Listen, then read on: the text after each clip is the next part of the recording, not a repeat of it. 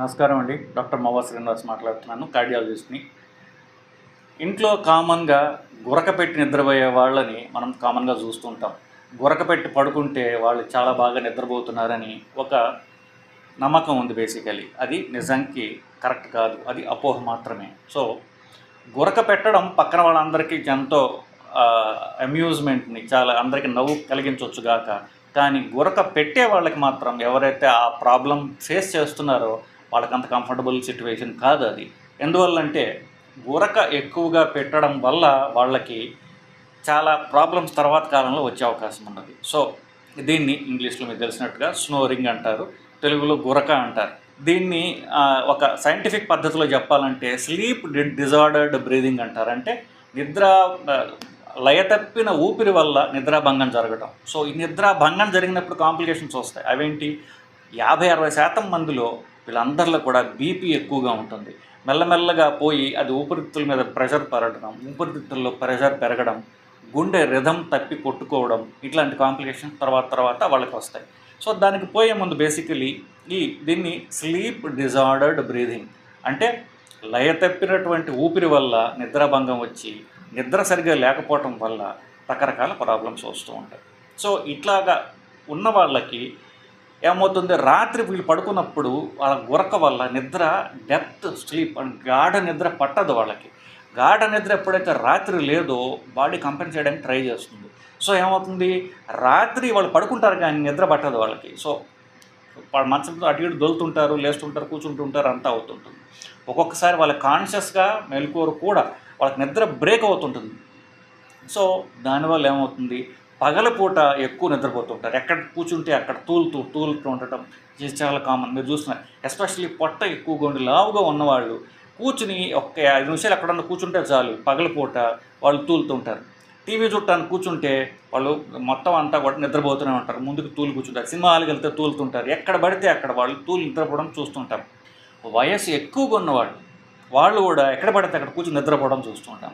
ఇది ఎక్కువగా నిద్రపోవడం కాదు, వాళ్ళు రాత్రి నిద్ర లేకపోవటం వల్ల పగటిపూట దాన్ని వాళ్ళు కాంపెన్సేట్ చేస్తున్నారు.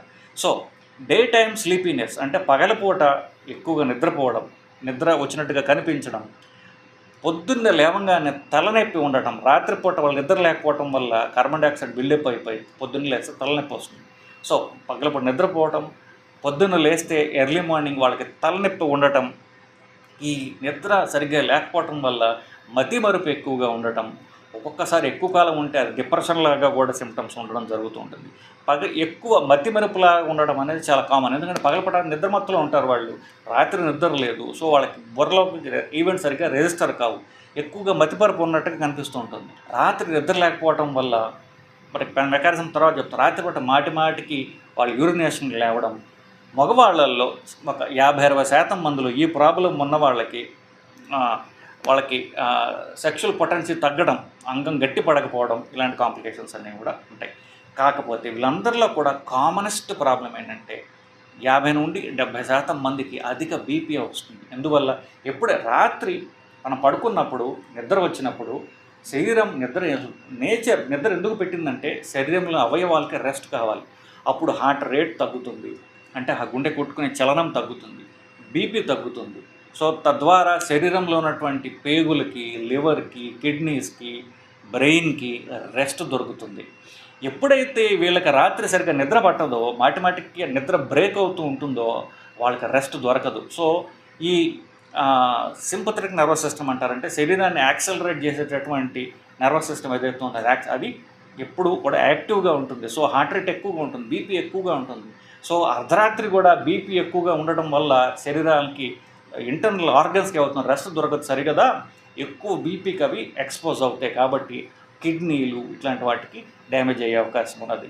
గుండె రాత్రి బీపీ ఎక్కువ ఉండటం వల్ల గుండె చలనంలో కూడా రెగ్యులారిటీ తప్పి ఇర్రెగ్యులర్గా బీట్ అవ్వడం జరుగుతుంటుంది. ఈ ఇర్రెగ్యులర్ బీటింగ్ వల్ల గుండెలో ఒక్కొక్కసారి రక్తం గడ్డగట్టి అది మెదడుకు పోవడం జరుగుతుంది, పక్షవాతాలు కూడా వస్తూ ఉంటాయి. సో ఇవన్నీ ఏముంది, వయసు పెరిగింది కదా, ఇవన్నీ కామన్గా వస్తున్నాయి. వయసు పెరగటం వల్ల ఎందుకు వస్తుంది, ఇందువల్ల వస్తుంది, ఇవన్నీ కూడా కరెక్టబుల్ ప్రాబ్లమ్స్ అది. సో ఈ బీపీ పెరగడం, పెరాలసిస్, స్ట్రోక్స్ రావడం, తర్వాత కిడ్నీ డ్యామేజ్ రావడం, సో పగలిపూట వీళ్ళకి మెమరీ లాస్ ఉండటం, ఇవన్నీ కూడా కరెక్టబుల్ ప్రాబ్లమ్స్ ఇవన్నీ కూడా. సో ఆ గురకను మనం కరెక్ట్ చేస్తే ఇన్ని ప్రాబ్లమ్స్ నుంచి వాళ్ళ కరెక్ట్. ఎక్కడైతే ఇన్ని మందులు తీసుకుంటున్నా కొంతమందికి బీపీ తగ్గదు, రెసిస్టెంట్ బీపీ అంటారు.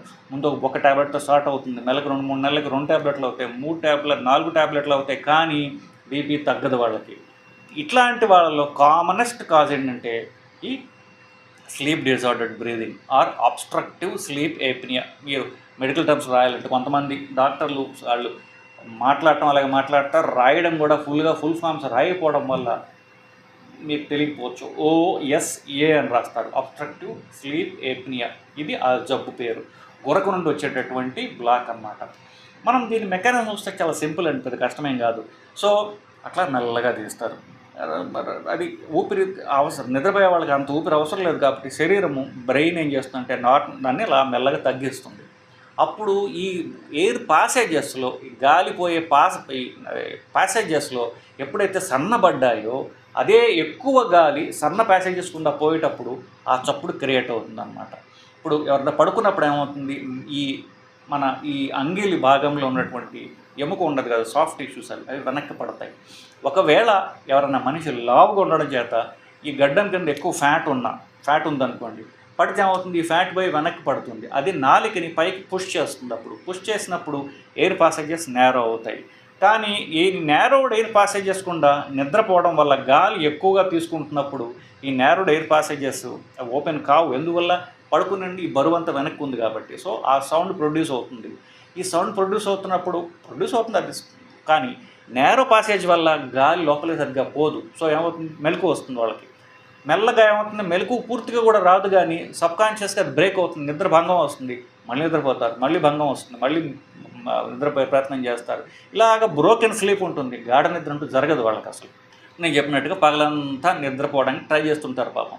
ఇట్లా కొన్ని సంవత్సరాల పాటు జరుగుతుంటుంది. ఎస్పెషల్లీ ఎవరైతే గడ్డం కింద ఎక్కువ ఫ్యాట్ ఉంటుందో, అంటే జనరల్గా ఎక్కువ వాళ్ళకి ఫ్యాట్ ఎక్కువ ఉంటుంది, ఊబకాయం ఉంటుంది, దానిలో భాగంగా వాళ్ళకి ఇక్కడ ఫ్యాట్ ఎక్కువ ఉండటం వల్ల ఈ పర్టికులర్ ప్రాబ్లం అనేది ప్రొడ్యూస్ అవుతూ ఉంటుంది.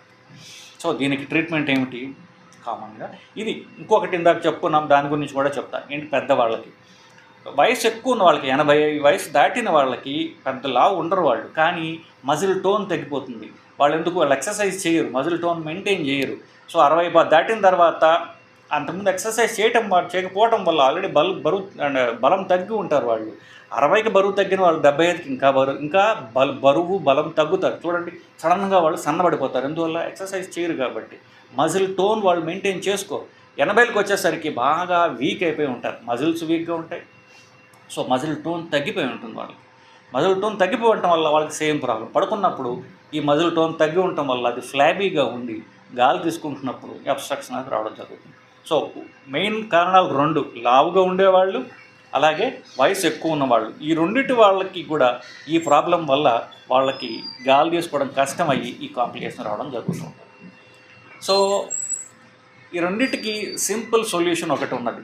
ఏమిటి, ఇప్పుడు మజిల్ టోన్ తక్కువ ఉన్నా, ఫ్యాట్ ఎక్కువ ఉన్నా వాళ్ళకి అబ్స్ట్రక్షన్ ఎప్పుడు వస్తుంది, పడుకున్నప్పుడు వస్తుంది. ఫ్లాట్గా పడుకున్నప్పుడు ఈ ప్రాబ్లం వస్తుంది. సో ఫ్లాట్గా పడుకోకుండా ఉన్నప్పుడు పక్కకు తిరిగి ఉన్నా, ఇటు పక్కన అటైనా పక్కకు తిరిగినప్పుడు ఈ వెనక్కి పడడం అనేది జరగదు. లేదా మనకి తెలుగులో పడక కుర్చీ అంటారు, ఇక్కడ తెలంగాణలో ఆరాం కుర్చీ అంటారు. అంటే ఇంగ్లీష్లో అంటే రిక్లైనర్స్ అంటున్నారు, ఇప్పుడు లేజీ బాయ్ చైర్స్ అంటారు. అంటే కుర్చీ ఉంటుంది, అది అంటే కొంచెం వెనక్కి వాలి ఉంటుంది, ఫ్లాట్గా ఉండదు, వాలి ఉంటుంది. కాబట్టి కొన్ని చోట్ల మన కాళ్ళు కూడా మనం జాపుకునే అవకాశం ఉన్నటువంటి కుర్చీలు ఉన్నాయి. అలాంటి కుర్చీలో పడుకుంటే ఏమవుతుంది, మనం పూర్తిగా వెనక్కి పడుకోం కాబట్టి ఈ మెడ కింద గొంతు పైభాగంలో ఉన్నటువంటి ఈ మజిలు, ఇవన్నీ నాలిక, ఇవన్నీ కాస్త కిందకు వస్తాయి, ఊపిరి తీయడం కాస్త తేలిక అవుతుంది. సో ముందు పడక కుర్చీలో పడుకోవడం. కొంతమందికి ముక్కులో కానీ అబ్స్ట్రక్షన్ ఉన్నట్లయితే ప్రాబ్లం రావచ్చు. ముక్కులో అబ్స్ట్రక్షన్ ఉంటే ముక్కులో చిన్న డ్రాప్స్ వేసుకొని బ్లాక్ క్లియర్ చేసుకోవచ్చు, పడక కుర్చీలో పడుకోవచ్చు. ఈ 2 సింపుల్ మెకానిజమ్స్. ఒకవేళ ఇది చాలా ఏళ్ళు ఉన్నట్లయితే, దీని కాంప్లికేషన్స్ వచ్చేసిన వాళ్ళకి అప్పుడు ఒక మెషిన్ లాగా ఉంటుంది, దాన్ని CPAP అంటారు. ఆ మెషిన్ కనుక పెట్టినట్లయితే అది కొంచెం ప్రెషర్ తోటి ఆక్సిజన్ లోపలికి ఇస్తుంది. అప్పుడు ఇవి ఓపెన్ అవుతాయి. ఓపెన్ అప్పుడు వాళ్ళకి కాస్త నిద్ర పడుతుంది. వాళ్ళకి నిద్ర పడితే బీపీ తగ్గుతుంది. బీపీ తగ్గితే ఆ కాంప్లికేషన్స్ తగ్గుతాయి. సో దాన్ని సీప్యాప్ మెషిన్ అంటారు. సీప్యాప్ మెషిన్ పెట్టే బదులు దాన్ని స్లీప్ స్టడీ అని చేసి ఆ మెషిన్ పెట్టినట్లయితే ఈ ప్రాబ్లం అంతా సాల్వ్ అవుతుంది. ఇప్పుడు ఎవరికన్నా ఈ ప్రాబ్లం ఉందా లేదా మీరు తెలుసుకోవడం ఎట్లా? దాన్ని కరెక్ట్ చెప్పాలంటే స్లీప్ స్టడీ చేయాలి. లేదా సింపుల్గా మీరు ఈ కోవిడ్ టైమ్స్లో అందరూ పల్స్ ఆక్సిమీటర్ కొనుక్కున్నారు, ఇలా వేలుకు తొడిగేది. దాన్ని ఇట్లా నొక్కినట్లయితే హార్ట్ రేట్ ఎంత ఉంది, సాచురేషన్ ఎంత ఉంది మీకు చూపిస్తుంది. ఎవరన్నా సరే నిద్రపోతున్న వాళ్ళకి అది మీరు పెట్టినట్లయితే సాచురేషన్ కాస్త తగ్గచ్చు, కానీ 3% కంటే ఎక్కువ ఆ సాచురేషన్ తగ్గినట్లయితే అది నార్మల్ కాదు. సో అది వాళ్ళకి ఈ లయ తప్పినటువంటి బ్రీదింగ్ వల్ల వాళ్ళకి ప్రాబ్లం వస్తున్నట్టు లెక్క. అది ఒక ఎపిసోడ్ కింద లెక్క. అట్లాగా సాచురేషన్ పడిపోవటం గంటకి 5 సార్లు కంటే ఎక్కువ ఉన్నట్లయితే వాళ్ళకి ప్రాబ్లం ఉన్నట్టు లెక్క. అంటే మేము 3% తగ్గింది, అది ఒకసారి లెక్క పెట్టుకోవాలి. రెండోసారి మళ్ళీ తగ్గింది, మూడోసారి తగ్గింది. అట్లా గంటకి ఎన్నిసార్లు వాళ్ళకి సాచురేషన్ తగ్గుతోంది 3% కంటే ఎక్కువ అని మీరు నోట్ చేసినట్లయితే 5 సార్లు కంటే ఎక్కువ అయితే వాళ్ళకి ఈ స్లీప్ ఏప్నియా ఉన్నట్టు. అది 5 నుండి 15 వరకు ఉంటే అది మోడరేట్ అంటాము. 30 కంటే ఎక్కువ ఉంటే సివియర్ అబ్స్ట్రక్టివ్ స్లీప్ ఏప్నియా అంటారు. సో దానికి నేను చెప్పినట్టుగా ఈ కరెక్టివ్ ట్రీట్మెంట్స్, ఈ సిప్యాప్ అనేటటువంటి మెషిన్ అవసరం. 5 సార్లు ఇలా 15 సార్లు ఉంటే వాళ్ళకి మెషిన్ అవసరం లేదు. వాళ్ళకి ఆరాం కుర్చీ లేదా పడక కుర్చీ కూర్చోబెట్టి దానిలో పడుకోబెట్టి నైట్ దిండేసుకుని చక్కగా కాళ్ళు చప్పుతో అక్కడే పడుకోవచ్చు. వాళ్ళు అలా పడుకున్నట్లయితే కనుక ఈ ప్రాబ్లం సింపుల్గా సాల్వ్ అవుతుంది, బీపీ తగ్గుతుంది. సో ఈ disordered electric heart rhythm correct అవుతుంది, ఈ ప్రాబ్లం సాల్వ్ అవుతుంది. సో సింపుల్గా టూకీగా ఈ ప్రాబ్లము దాని కాంప్లికేషన్ మీకు చెప్పాను. సో ఒకవేళ ఎవరికన్నా సరే గురక ఉన్నట్లయితే వాళ్ళకి వీడియో చూపించండి. కరెక్ట్ మంచి ఇన్ఫర్మేషన్ స్ప్రెడ్ అవ్వడానికి మీ వంతు సాయం మీరు చేయండి. నమస్కారం.